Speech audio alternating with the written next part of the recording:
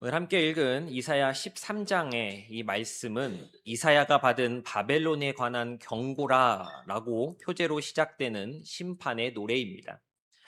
바벨론은 당시 이사야가 활동하던 시대에는 아직 아수르에게 종속된 그러한 도시 국가에 불과했지만 장차 근동 세계를 지배할 거대한 제국으로 성장하게 될 나라였습니다. 이사야는 성령의 감동으로 아직 세워지지도 않은 그 제국의 멸망을 미리 내다보며 이 심판의 노래를 선언합니다. 이사야 13장부터 23장까지는 여러 이방 나라들을 향한 이 심판의 신탁이 연이어 등장하는데 바벨론을 향한 신탁, 바벨론을 향한 이 심판의 말씀이 그 맨 앞을 자리하고 있습니다.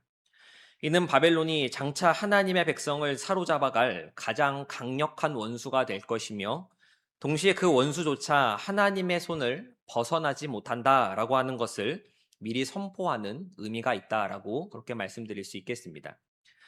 오늘 밤 이 본문을 두 부분으로 나누어 살펴보며 말씀이 전하고 있는 진리를 함께 나누어 보도록 하겠습니다. 먼저 첫 번째로 하나님의 주권입니다. 2절부터 5절을 보면 하나님은 민둥산 위에 기치를 세우라 명하시고 소리를 높여 그들을 부르시며 손을 흔들어 그들을 존귀한 자의 문으로 들어가게 하십니다. 3절은 놀라운 표현을 사용하고 있습니다. 우리 3절 말씀 함께 읽어보도록 하겠습니다. 3절 시작. 내가 내가 거룩하게 거룩하게 구별한 구별한 자들에게 자들에게 명령하고 명령하고 나의 나의 위엄을 위엄을 기뻐하는 기뻐하는 용사들을 용사들을 불러 불러 나의 나의 노여움을 노여움을 전하게 전하게 하였느니라. 하였느니라.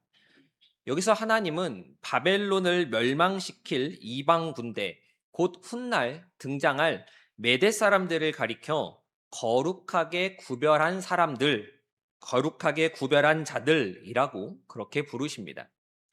이것은 참으로 놀라운 표현입니다. 메대 사람들은 여호와를 알지도 못하고 섬기지도 못하는 이방 민족입니다. 그러나 하나님은 그들을 향해 마치 전쟁에 나갈 용사를 구별하여 세우듯 거룩하게 구별한 자다라고 그렇게 불러주고 계시는 것입니다. 이 단어는 원래 이스라엘이 거룩한 전쟁에 나서기 전 스스로를 성결케 하며 하나님 앞에 구별되어 세워지는 자들에게 사용되던 표현입니다. 여호수아에 나타나 있는 스스로를 성결케 한다라고 하는 그 표현이 바로 여기에 있는 같은 표현입니다. 하나님은 당신을 알지도 못하는 이방 군대조차 마치 당신의 거룩한 목적을 위해 세우신 군대처럼 구별하여 부리시고 사용하고 계시는 것입니다. 17절에서도 동일한 진리가 반복됩니다. 보라, 은을 돌아보지 아니하며 금을 기뻐하지 아니하는 메대 사람을 내가 충동하여 그들을 치게 하리니.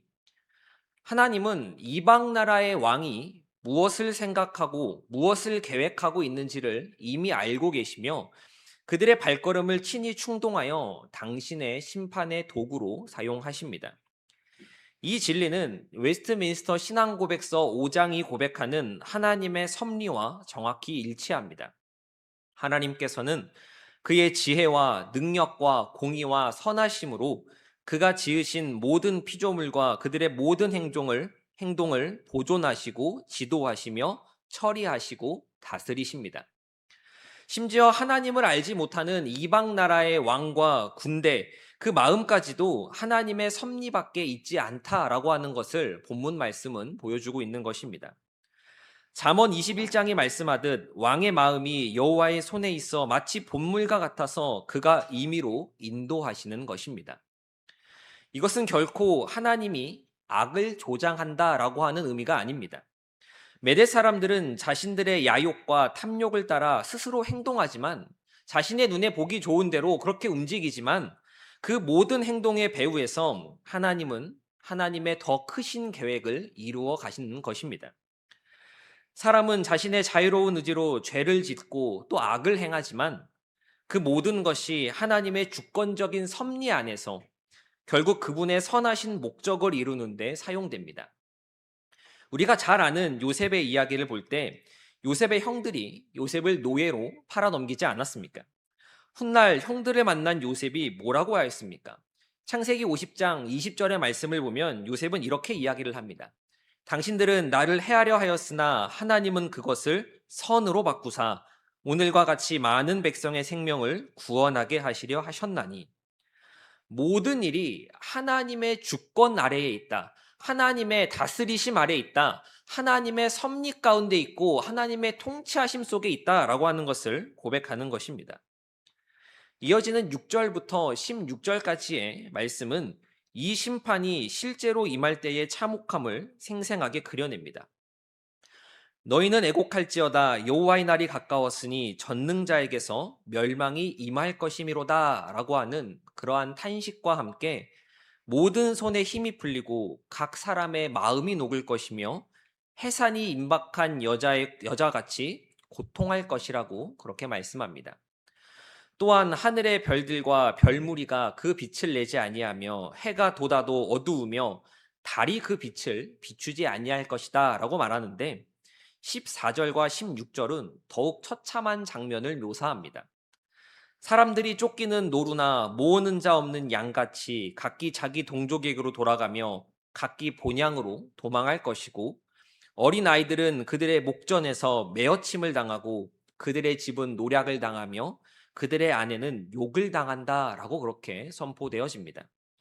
이는 단지 문학적인 과장이 아닙니다. 죄에 대한 하나님의 진노, 하나님의 심판이 얼마나 무거운지를 보여주는 하나님의 엄중한 경고의 말씀입니다.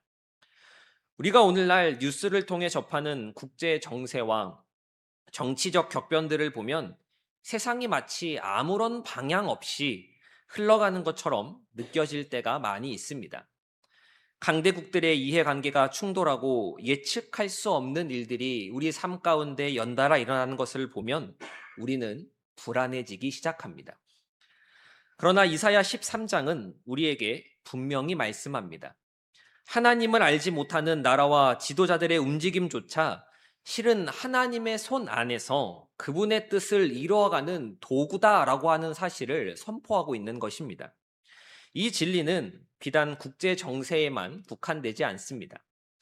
우리 개인의 삶에서 마주하는 이해할 수 없는 일들, 곧 부당한 대우, 예상치 못하는 손실, 억울한 상황들 역시 하나님의 섭리 밖에 있는 것들이 아닙니다. 물론 그렇다고 해서 그러한 부당함들이 정당화되는 것은 아닙니다. 다만 우리는 그러한 상황 속에서도 하나님이 여전히 보좌에 앉아 모든 것을 다스리고 계심을, 하나님의 주권 아래에 있음을 믿음으로 붙잡을 수 있는 것입니다. 로마서 8장이 말씀하듯 하나님을 사랑하는 자, 곧 그의 뜻대로 부르심을 입은 자들에게는 모든 것이 합력하여 선을 이룬다라는 이 약속은 바로 이렇게 이해할 수 없는, 이해되지 않는 그러한 상황들과 그러한 모습들을 위한 약속이기도 한 것입니다. 오늘 우리가 이해할 수 없는 세상의 혼란 앞에서 성경이 가르쳐주고 있는 이 진리를 바로 알고 붙잡을 수 있어야 합니다. 이를 바탕으로 세상의 정치와 국제 정세를 위해, 나라와 민족을 위해 기도할 때도 단지 상황이 좋아지기를 구하는 것을 넘어 그 모든 것을 다스리시는 하나님의 주권을 신뢰하며 기도하는 것이 우리의 마땅한 반응이 되어야 할 줄 믿습니다. 시편 기자의 고백과 같이 우리 하나님은 졸지도 않으시고 주무시지도 않으십니다. 그분은 실수가 없으시고 선하시며 완전하십니다. 믿으십니까? 완전하신 그 하나님을 믿음의 눈으로 바라보는 우리의 신앙이 되기를 간절히 소망합니다. 이어서 두 번째로 세상의 헛됨입니다. 첫 번째로는 하나님의 주권을 이야기했고 두 번째는 세상의 헛됨입니다. 19절 말씀을 보면 바벨론을 이렇게 묘사합니다. 열국의 영광이요 갈대아 사람의 자랑하는 놀이개가 된 바벨론이 하나님께 멸망당한 소돔과 고모라 같이 되리니. 바벨론은 당시 세상에서 가장 화려하고 웅장한 도시였습니다. 느부갓네살 시대에 세워진 거대한 성벽과 화려한 신전들은 오늘날까지도 발굴된 유적과 비문을 통해 그 규모가 어떠했는지 확인될 정도입니다.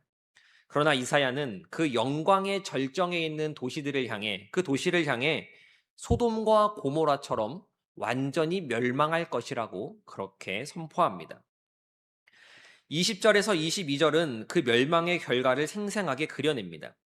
그곳에는 사람이 머무르지 않을 것이고 목자들이 양떼를 쉬게 하지도 않을 것이며 오직 들 짐승만이 가득할 것이라고, 궁성에는 승냥이가, 화려하던 궁전에서는 들깨가 울 것이다 라고 그렇게 선언합니다. 한때 세상에서 가장 영광스러웠던 도시가 결국 짐승들이 우는 폐허가 되고 만다라고 하는 것입니다. 사람의 발길이 완전히 끊어지고 오직 들짐승만이 그 자리를 차지한다라고 하는 것은 인간의 흔적과 인간의 자랑과 인간의 영광들이 철저하게 지워진다라고 하는 의미를 갖습니다. 이는 창세기 11장 바벨탑 사건과도 깊은 연관이 있습니다. 바벨론이라는 이름 자체가 바벨탑 사건이 일어난 바로 그 장소에서 유래했습니다. 사람들이 하늘에 닿는 탑을 내어 이름을 내고자 했던 그 교만이 세월이 흘러 실제로 세상에서 가장 강력한 제국으로 성취된 것처럼 보였습니다. 그러나 하나님께서는 바벨탑을 무너뜨리셨던 것처럼 바벨론 제국 역시 무너뜨리십니다. 인간이 하나님 없이 이름을 내고 스스로 하늘에 오르려고 했던 시도는 그 규모가 아무리 커도 결국 동일한 운명을 맞이하게 되는 것입니다. 이것이 성경 전체를 관통하는 하나의 패턴이며 훗날 요한계시록 18장은 이 패턴의 최종적인 완성을 보여줍니다. 거기서도 큰 성 바벨론은 하루 동안에 무너지고 상인들은 그 성의 불타는 연기를 보며 통곡하지만 아무도 그 성을 구하지 못합니다. 처음 세상부터 마지막 끝날 때까지 하나님을 대적하며 세워진 모든 인간의 영광들은 같은 결과를 맞이하게 되는 것입니다.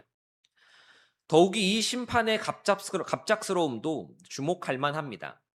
22절의 마지막 부분에서는 그의 때가 가까우며 그의 날이 오래지 아니하리라 라고 그렇게 말씀합니다. 세상적인 눈으로 보면 바벨론과 같은 제국은 영원할 것처럼 보입니다. 그 성벽은 견고하고 그 군사력은 압도적이며 그 부는 끝이 없어 보입니다. 그러나 하나님의 시간표 안에서 그 모든 것은 순식간에 지나가는 그림자일 뿐입니다. 역사적으로도 바벨론 제국은 그 영광의 절정에서 채 100년도 누리지 못한 채 메대와 바사 연합군에게 하룻밤 사이에 함락되고 말았습니다. 다니엘서 5장이 기록하는 벨사살 왕의 잔치 사건이 바로 그 밤의 이야기입니다. 왕과 귀족들이 술을 마시며 잔치를 벌이던 그때 그 밤에 성벽 밖에서는 이미 적군이 강줄기를 타고 성 안으로 침투하고 있었습니다. 세상 나라의 흥망은 사람의 계산보다 훨씬 빠르게 하나님의 뜻대로 진행되어져 갑니다. 시편 127편 1절이 말씀하고 있듯 여호와께서 집을 세우지 아니하시면 세우는 자의 수고가 헛되며 여호와께서 성을 지키지 아니하시면 파수꾼의 깨어 있음이 헛됩니다. 바벨론의 영광은 사람의 손으로 만든 가장 위대한 성취였지만 하나님 앞에서는 일순간에 사라지는 안개와도 같았던 것입니다. 반면 이사야 40장 8절은 이 모든 것과 정반대되는 진리를 선포합니다. 우리 이사야 40장 8절의 말씀 함께 읽어보도록 하겠습니다. 시작. 풀은 마르고 꽃은 시드나 우리 하나님의 말씀은 영원히 서리라 하라.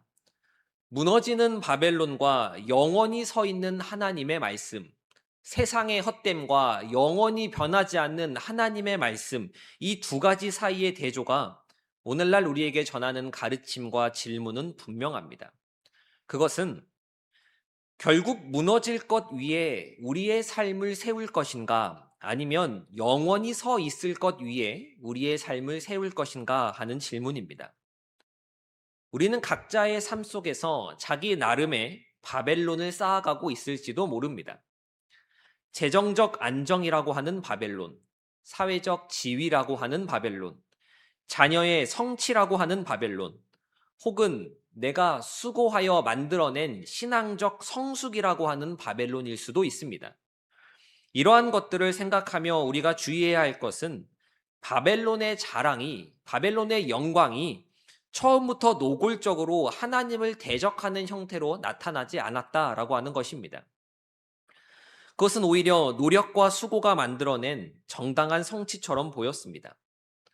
우리 삶의 바벨론도 마찬가지입니다.